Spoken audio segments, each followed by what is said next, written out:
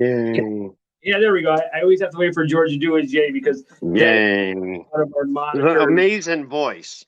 I love it. I absolutely do because it gets us in the mood and it just sets us up. Gets us in a mood anyway. Okay, yeah, a mood, not the mood, but okay. Ladies and gentlemen, I am your host tonight.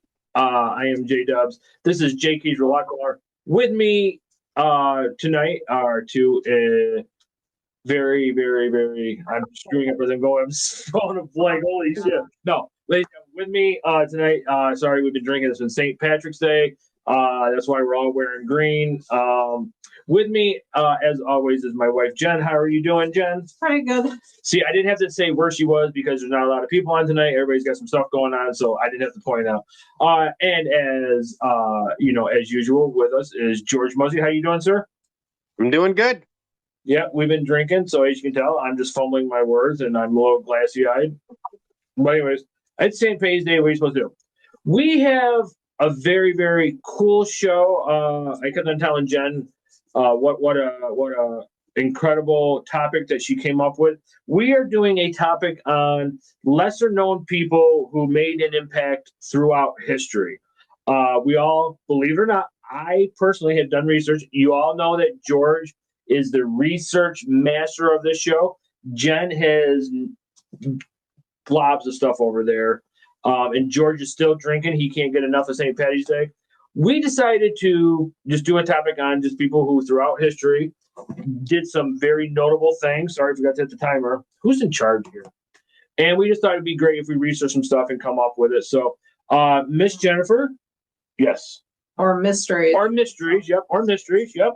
So it was your idea. You can go first. Okay. I have to get my flashlight because I can't hold see. it so you can read? No.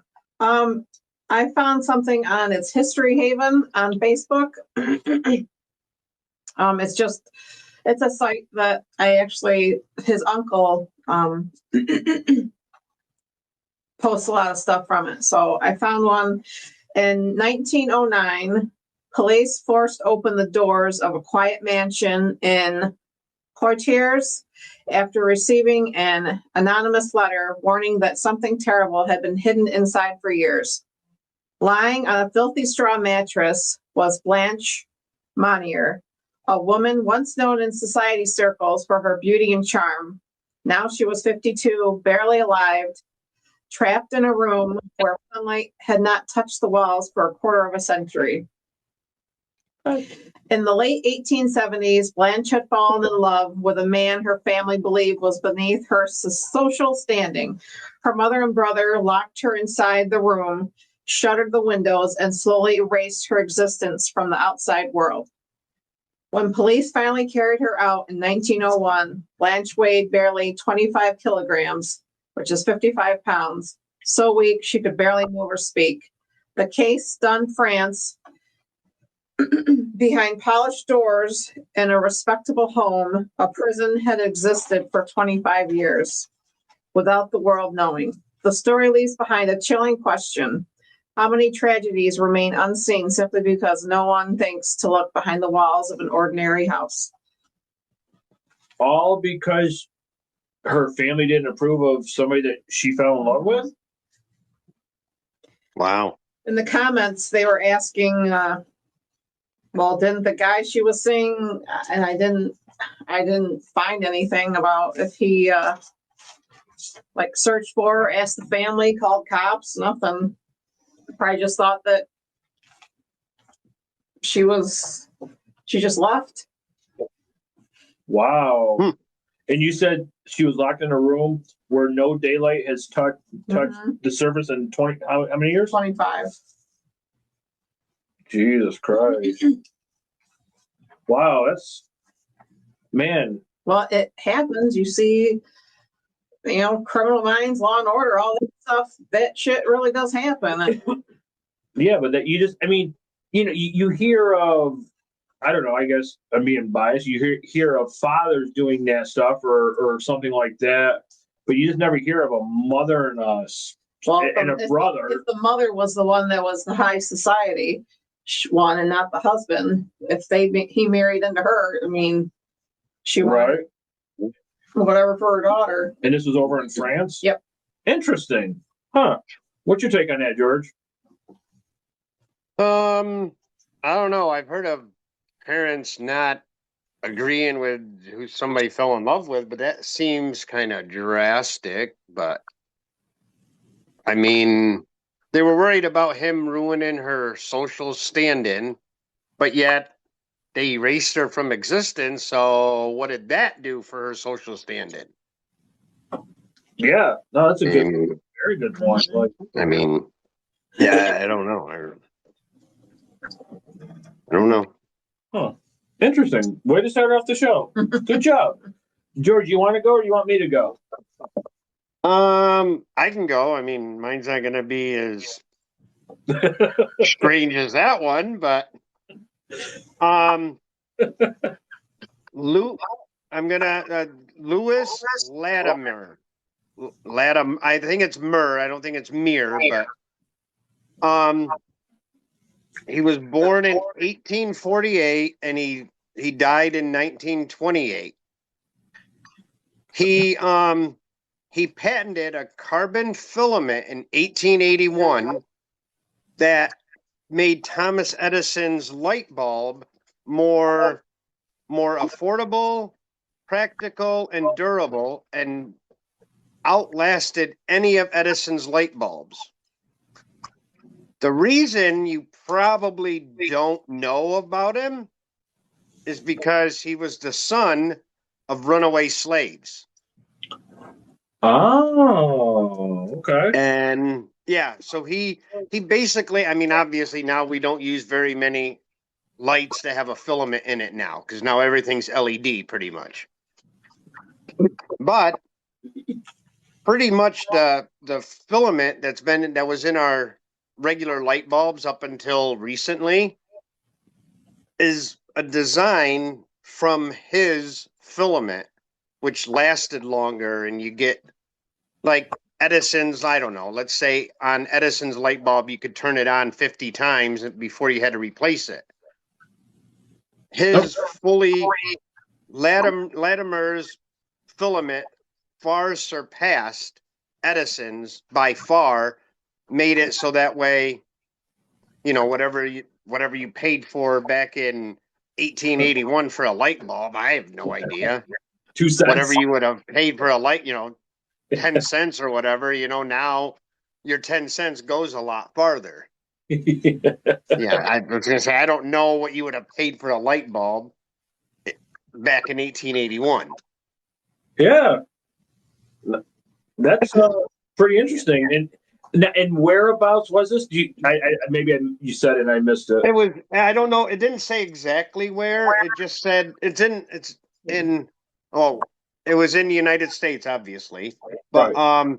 he was, like I said, his parents were slaves that escaped, got away, and he was there, and he worked probably in private because he was a draftsman, and I don't know what that actually is, but it says draftsman and inventor is what he was. And it's probably unheard of for an African American in 1881. Yep. I mean, yeah. And that's probably the biggest reason why no one's heard of him, is because of the time and the fact that he was the son of a runaway slave. Right. Yeah. That was very good. I like that one. Interesting. Great job, you two. Now, for all of our listeners who are very familiar with the show, knows that I do not do research. However, I did do research. And I found some very interesting stuff, obviously on Google. So I just wanted to throw that disclaimer out there that everything I say is from Google. So if I'm wrong, blame Google and sue Google. All right. Have you guys ever heard of the lady by the name of Claudette Colvin? No. Probably not. Okay. No. So she was a civil rights activist. She was arrested on March 2nd, 1955, at the age of 15. You know, this was the time period when the United States was really, really stupid and they had the segregation laws and blah, blah, blah, blah. So she did not give up her seat to a white lady.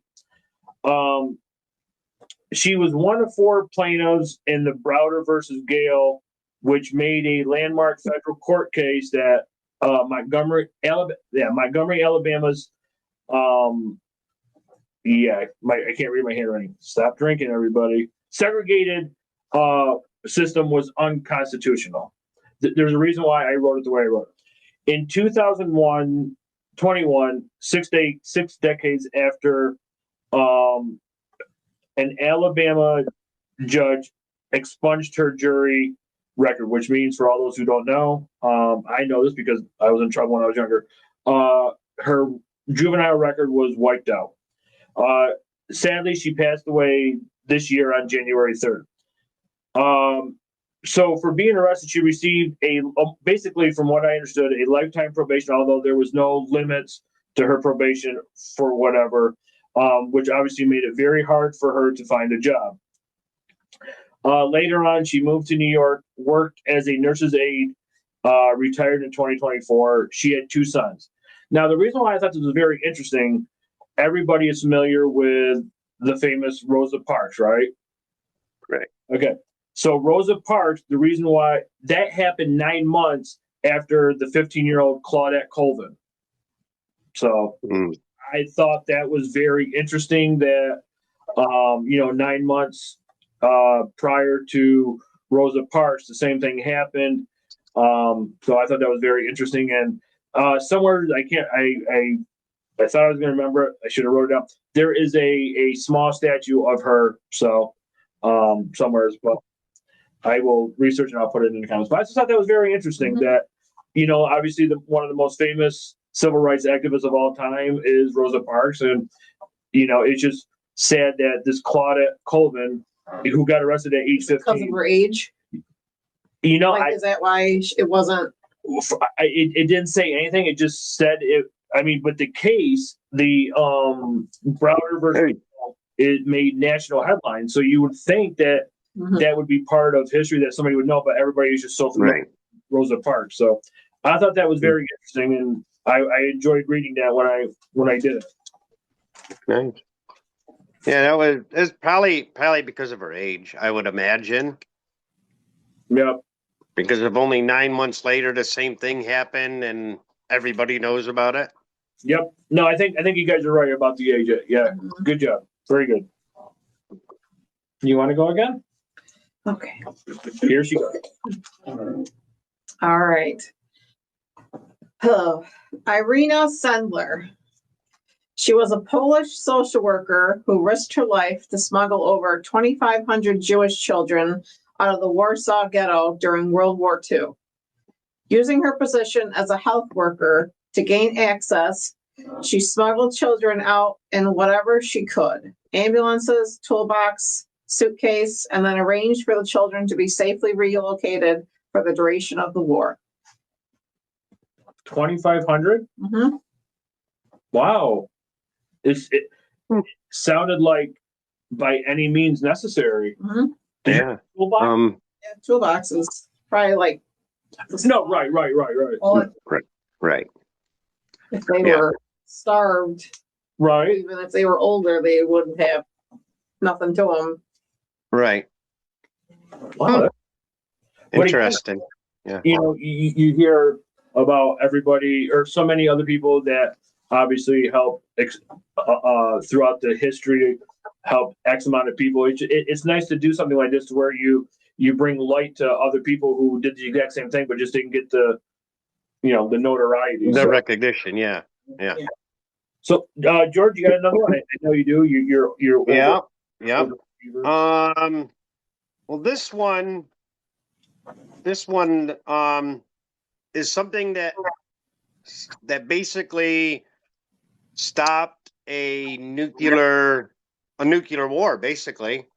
Um, I'm probably gonna butcher his name. Stanislav Petrov. He was a Soviet military officer. He identified a missile warning system alert as a false alert rather than a U.S. attack, and single-handedly prevented Russia from shooting their nuclear missiles at the U.S., which would have meant in turn that we actually would have fired ours back at them. This happened in 1983. It didn't say like what day it happened on. But yeah, he basically the warning came, the alert. I don't know what kind of a warning system they had, and I don't know if he like did a bigger search, because normally I guess the idea was if you get the alert, without question, you just send them back, send ours. Mm-hmm. He investigated it enough to find out that U.S. did not launch missiles at us. Something is causing the alarm to go off falsely. Had he not done that, like I said, the Soviet Union would have launched their missiles, and in turn, we would have said, "Oh, look, they launched missiles at us," so we'd launch ours back, and we would have caused a nuclear war in 1983. Wow. Yeah. Yeah, it was just, I mean, I don't remember. I remember a scare where I saw something somewhere, but I don't know if it was 1983. I couldn't even begin to tell you when it was. But I do remember where actually a couple of TV shows even talked about it like years later. I cannot remember the show. There was a TV show on. It was a drama.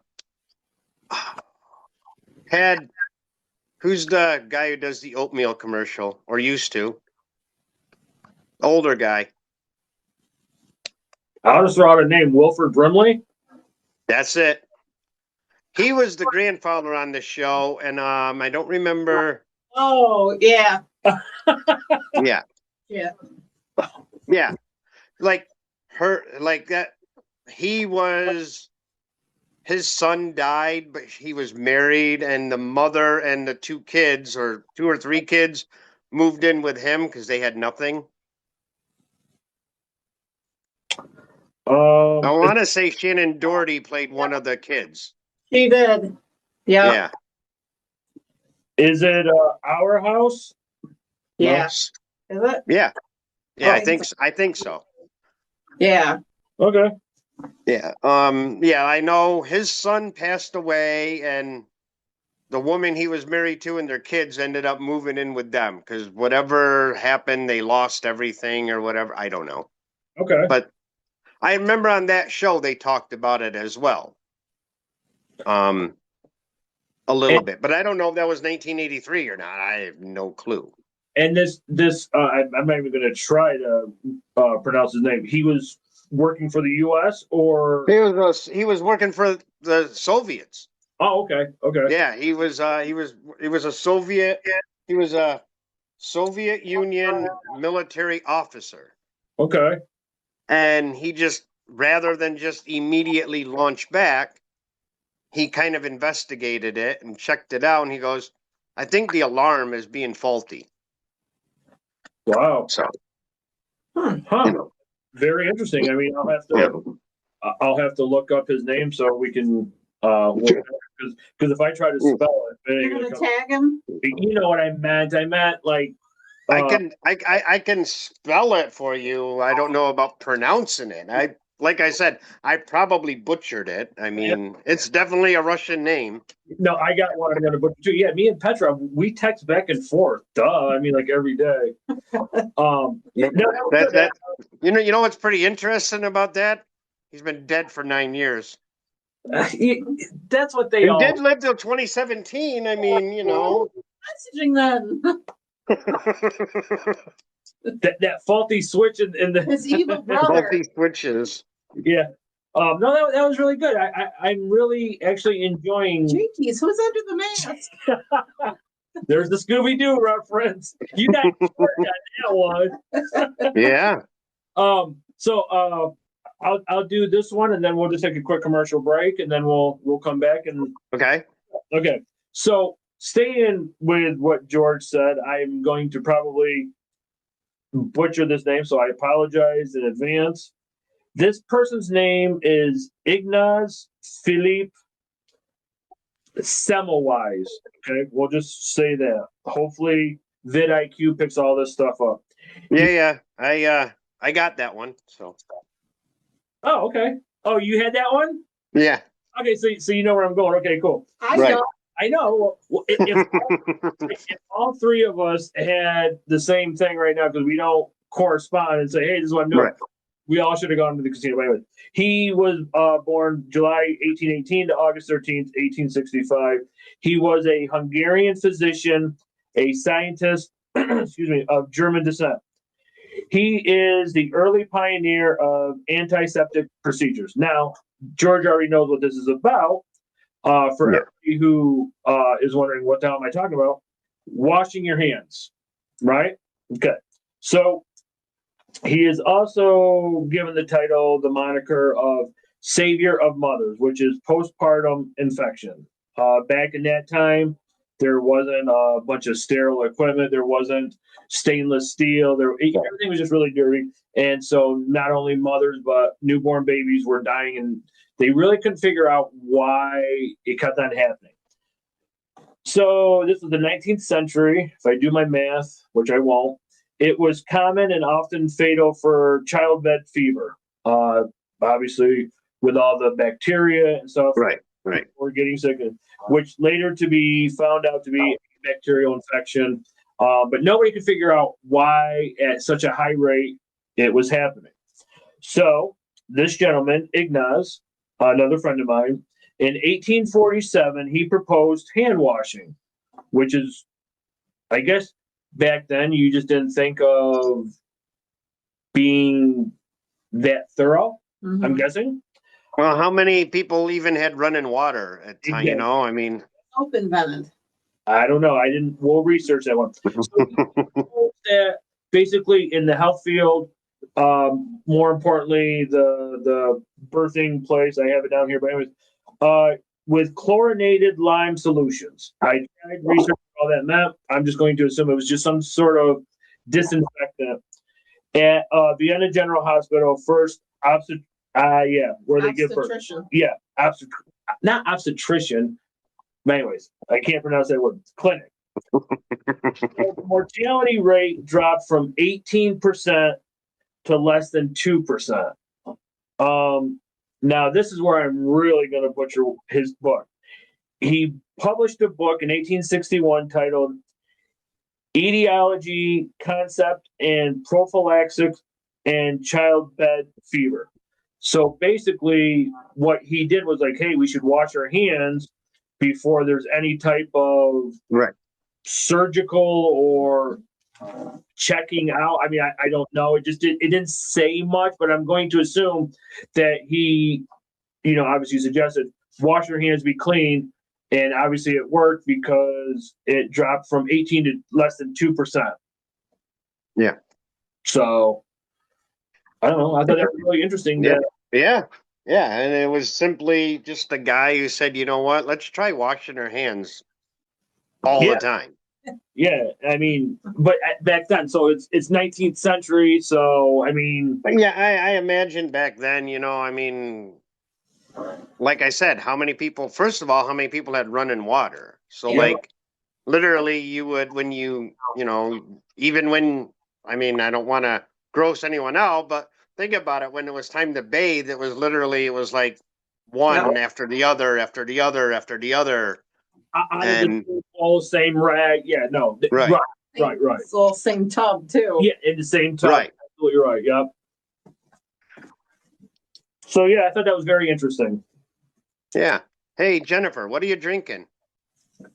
I'm glad you asked.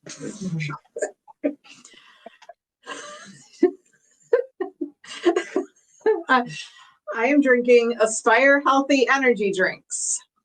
They come in mixed berry, strawberry, watermelon, apple, cranberry, different kinds of flavors. So you can check them out on aspiredrinks.com. They're 0 sugar, 0 calorie, keto, gluten-free. You can put our promo code JK'z show in there and you will get 20% off your order. And we will also get a little something, a little commission on that. Little something. I think a 12 pack's like $26, but you know, they're hard to find. So, you have to leave your house. Just go online, go to aspiredrinks.com and check them out. Very well done. All right. Good. All right. Well, that's a wrap for part 1. We'll come right back. Sometime. Holy shit. Everything's falling off my lap.